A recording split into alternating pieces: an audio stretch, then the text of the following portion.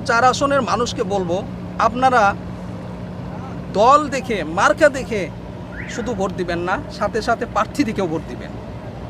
কারণ প্রার্থী যদি সৎ হয় এবং সে যদি সেবার কাজে অনুপ্রাণিত হয় এবং সে যদি সৎ এবং সেবার কাজে যদি মন বিলিয়ে দেয়, এই ক্ষেত্রে কিন্তু আপনারা যেরকমভাবে তার কাছ থেকে বিভিন্ন সুযোগ সুবিধা পাবেন, এটা কিন্তু অন্য কারো কাছে পাবেন না। তাই আমি ফরিদপুর ৪ আসনের মানুষকে বলবো, আপনারা মার্কা এবং দল দেখে শুধু ভোট দিবেন না, প্রার্থী দেখেও ভোট দিবেন। প্রার্থী সে সৎ কিনা, সে দুর্নীতি বা চাঁদাবাজির সাথে যুক্ত কিনা, সে কতটা সেবামূলক কাজ করেছে, এগুলো দেখবেন।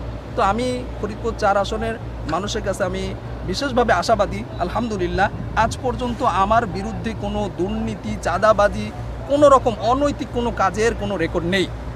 বরং আমার রেকর্ড আছে, আমি এমন কিছু কাজ করেছি যেটা বাংলাদেশের ইতিহাসে অনেকেই করে নাই, ফরিদপুরের ইতিহাসেও নেই। যে আমি মাত্র 2 টাকা কেজি শত শত মানুষকে আমি চাল দিয়েছি, আবার আমি 1 টাকা করে ইলিশ মাছ দিয়েছি, 10 টাকা করে ইলিশ মাছ দিয়েছি, 1 টাকা করে আমি গরুর মাংস দিয়েছি।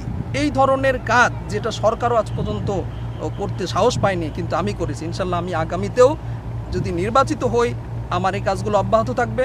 আর যদি আমি নির্বাচিত নাও হই, তারপরেও আমার সামর্থ্য অনুযায়ী আমি গরিব অসহায় মানুষের পাশে ছিলাম, সামনেও থাকবো ইনশাল্লাহ। আমি যদি এক কথায় বলি যে আমি এই ফরিদপুর ৪ আসনে আমি কি করতে চাই, তাহলে বলবো যে আল্লাহ যদি আমাকে নির্বাচিত করে এবং জনগণ যদি আমাকে বিপুল ভোটে জয়ী করে, আমি জনগণের জন্য, ফরিদপুর ৪ আসনের জন্য এমনভাবে কাজ করব যাতে করে পরের বার আমাকে নির্বাচনে দাঁড়ানোর জন্য, প্রার্থী হওয়ার জন্য এই ফরিদপুর ৪ আসনের মানুষই যেন আমার বাড়িতে এসে বলে, ভাই আপনি আবার নির্বাচনে দাঁড়ান, আপনার মতো লোক আমাদের দরকার। তো আমি এইভাবে কাজ করতে চাই। তো প্রথমেই আমার যে কাজটি করার ইচ্ছা, যে বেকারত্ব আমি দূর করব।